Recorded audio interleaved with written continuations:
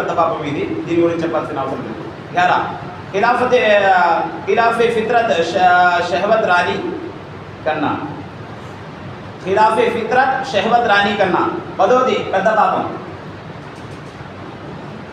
ఇది ఈ ప్రజెంట్ కాలంలో చాలా ఎక్కువ జరుగుతుంది.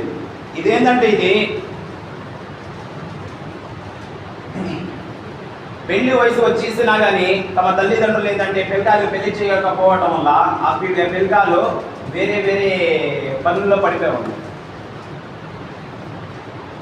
ఫోన్ల ద్వారా, వేరే వాళ్ళ ద్వారా అనేక రకమైన చెడు అలవాట్లు పడిపోయి ఉన్నారు. ఆ చెడు పనులు చేయడం అది చాలా పెద్ద పాపం.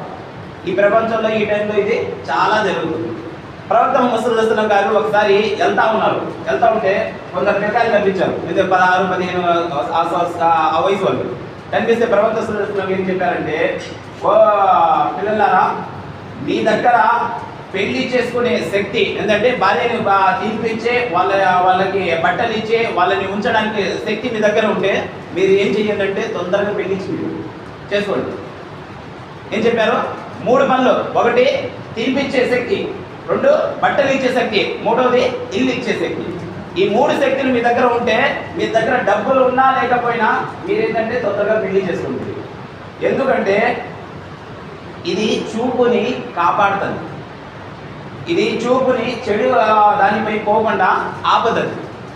2 కాళ్ళ మధ్యలో ఉన్న దాన్ని కాపాడుతుంది, చెడు మార్గంలో పోకుండా.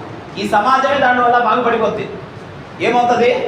ఈ సమాజమే బాగుపడిపోతుంది. ఈ సమాజంలో ఉన్న వాళ్ళు చెడు అలవాట్లకి బానిస అవ్వరు, మంచి దారిలో వెళ్ళిపోతారు అని చెప్పి ప్రవక్త సల్లల్లాహు అలైహి వసల్లం గారు ఒక జమాత్ పిల్లకాయలు ఉంటే వాళ్ళని చెప్పారు, ఈ విధంగా చేయమని చెప్పి.